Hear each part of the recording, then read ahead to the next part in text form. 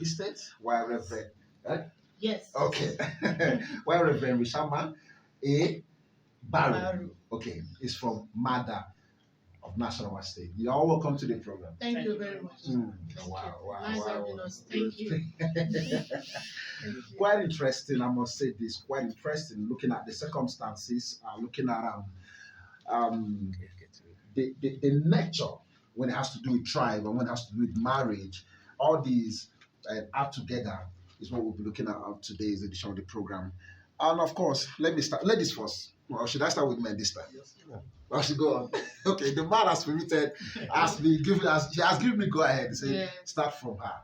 Now, okay, let's look at the Igala tribe. Can we have a brief history of the Igala people? All right. Thank you very much. I really appreciate this privilege. I want me Igala me all like Oyo. Oyo. No, how do you respond to that? Okay, I just greeted them. So what should be the response? Okay, if it is the normal greeting, me all that's good evening. Okay. Then they'll say Agbao. Okay, I say Agbao. Yes, okay, Agba. say it, let me reply. Me all Agbao. Agba. All right, thank you very much. Before I delve into the history of my people, the great Igala people, I would like to just give us the meaning of what Igala means. What is Igala? Igala is a compound word, Iga, and then Ala. Okay. Iga means partition, a dividing wall. Then Ala means a sheep. So putting the meaning together, it shows that the Iga are our leaders who protect the sheep from being harmed. Yes, that is Iga Allah, Igala. That is the meaning of my tribe. A person who protects the sheep. Yes, the leaders, leaders. are the Igas. Igas, okay. Yes, and then Allah is the sheep that the Iga protects. So when you put them together, you now have Igala. Okay, it has to do with leadership. Yes, leadership and the followership. Okay, yes, wow, yes. Working together. Yes, that is the meaning of Igala. Yes. Wow. Then when you come to history of Igala, of course, we have so many postulations, so many historical write-ups, theories, yes, about the origin of Igala. Some people say Igala migrated from Yemen. Some historians say that Igala migrated from Benin. Some historians also say that Igala migrated from the Igbo land, Anambra. Some also say that we have cultural similarities with the Yoruba people. So, but notable among all the history about the origin of Igala people, there is one I want to say about Ata Igala. Ata Igala, HRM Dr. Idako Ame Obonitu. He said that the Igala people migrated from Egypt. Yes. Okay. That back then in those days, that Igala ruled Egypt for over 90 years. Igala ruled Egypt for over 90 years. Yes. And then when crisis occurred, and then there was crisis, and then the Igala people have to move out from Egypt. To Nigeria? No, first to River Nile. Okay. Yes. First to River Nile. Okay. They dwelled there, and then they started hunting, farming, fishing. Some entered woodwork, metalworks, and all that. Then from there, they now migrated to Wukari with the Jukuns. Okay. Yes. Then from Wukari to Ida. Now, Ida is now the headquarters of the Igala nation.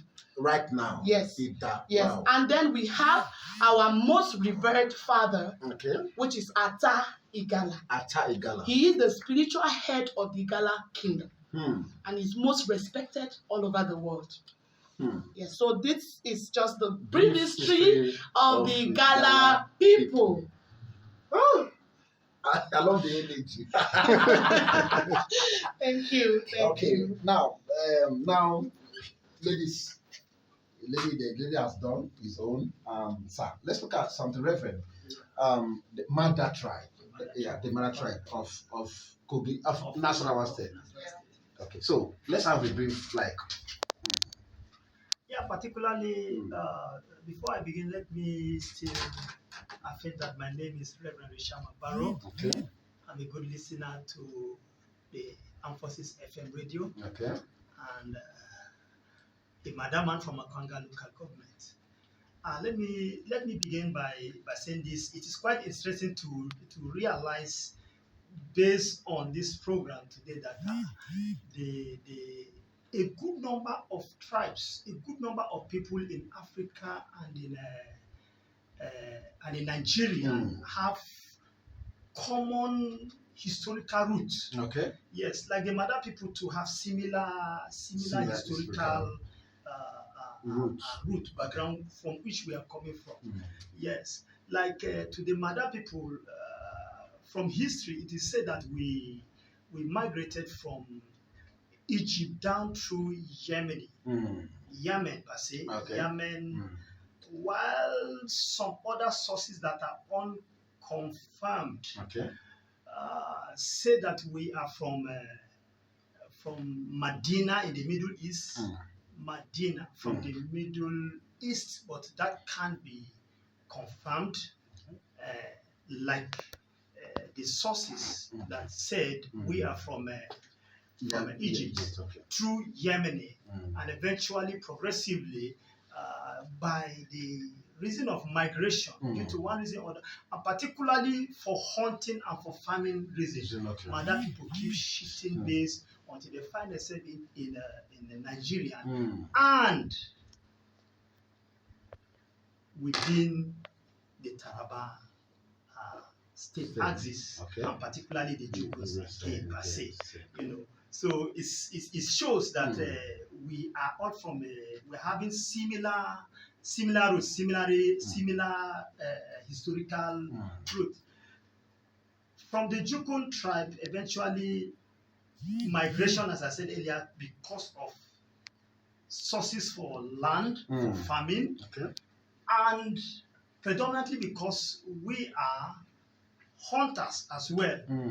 So the Mada people keep shifting and shifting and shifting until eventually got through Kefi. And from Kefi, now to Abuja, finally settled at Akwanga, which became the headquarters of the Mada people. Wow. And particularly Akwanga itself wasn't the original name. Okay. Akwanga is from the word Panga.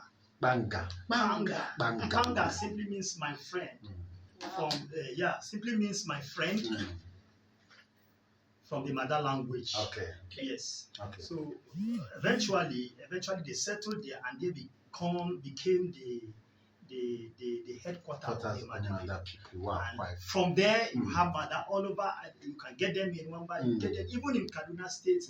You get them in Abuja here. You get them in Kefi, in Andaha, where they. And they're spreading. Yes. Okay. Okay. Basically for the purpose of farming and hunting before the present day of civilization. And eventually, Mada does not take education slightly.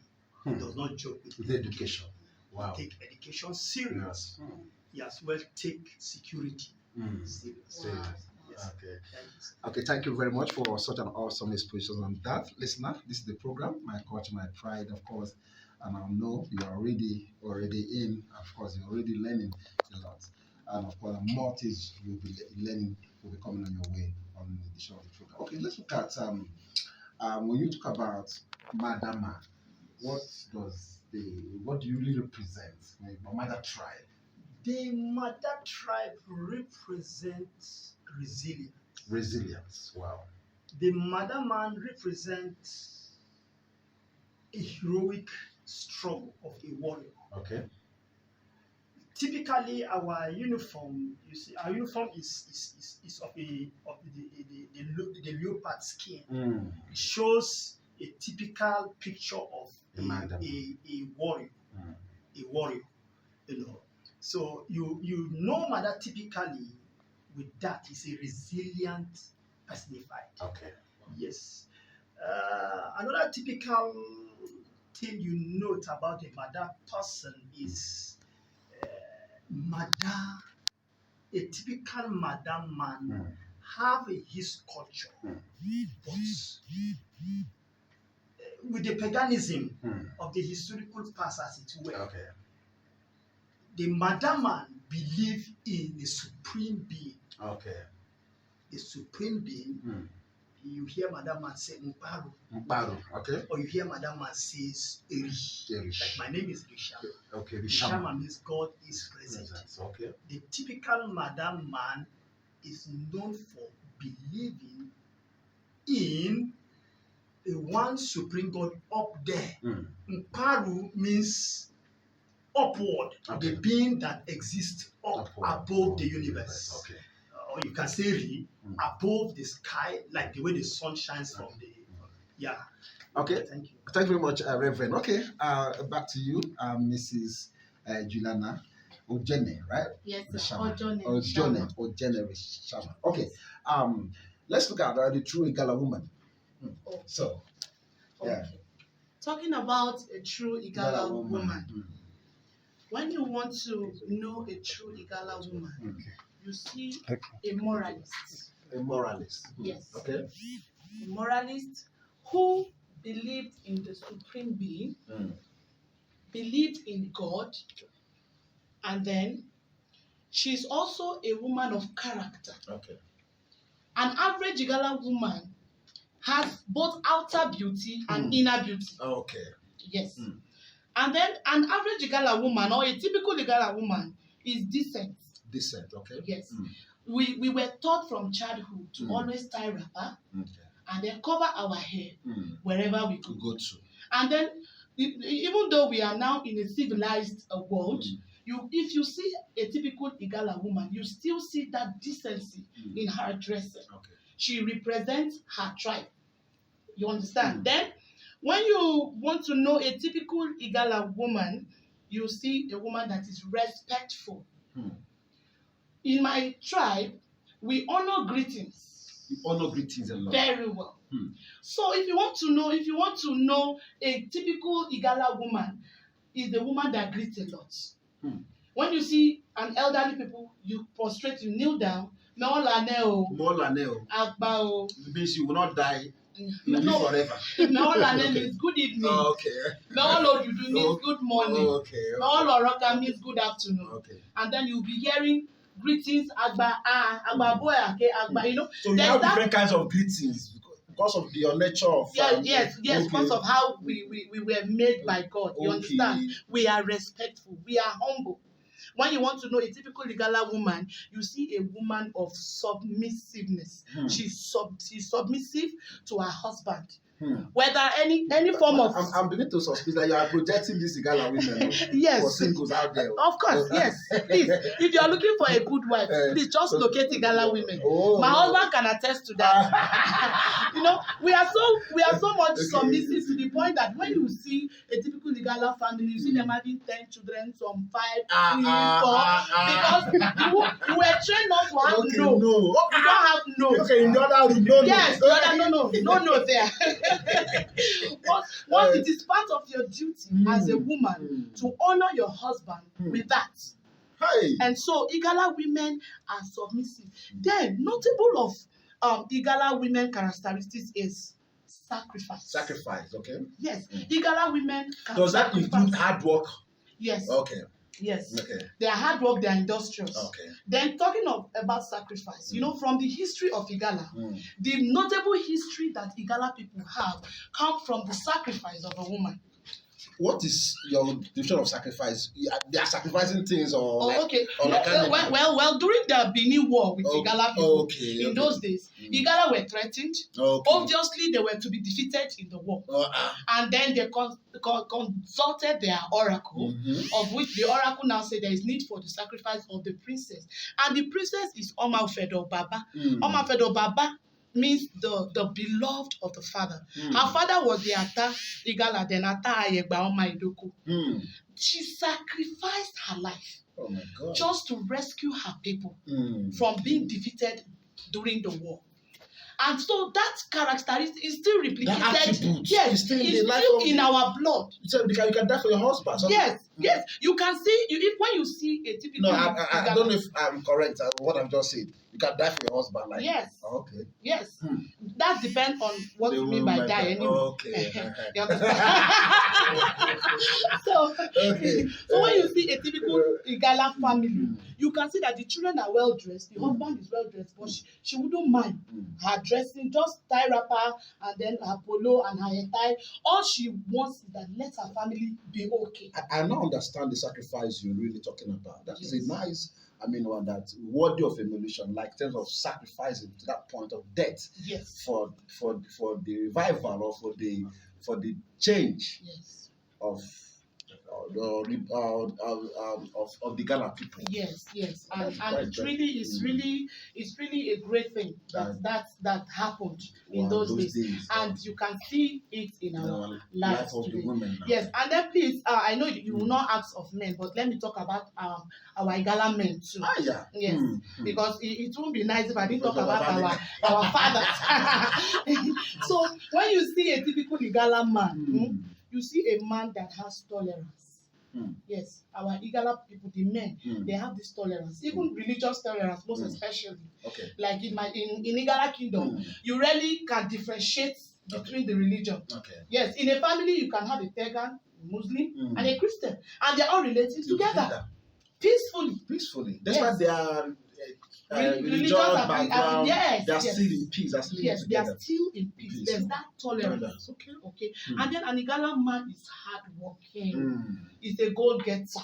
And he represents his family well. You know, this farming is in our culture. We farm a lot, and then we hunt also. So our men are hardworking, and then they are truthful.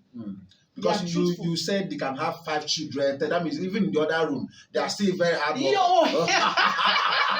Of course. The Ghana man can deliver anytime, any day. So they are hard working. And then an Igala man is a truthful man. If you want to have a successful business with an Igala man, be truthful. Let your yes be yes, let your no be no. Because you know why? They have zero tolerance for betrayal. Zero tolerance for betrayal. Yes, that is why you hear people say Igalas are this, Igalas are that. No, they believe let your yes be yes. Ogecha means truthful. Be truthful. You understand? So those are the qualities of Igala men, and they are also disciplined and they are also godly. Wow. Okay. All right. Okay. Reverend, quite interesting here.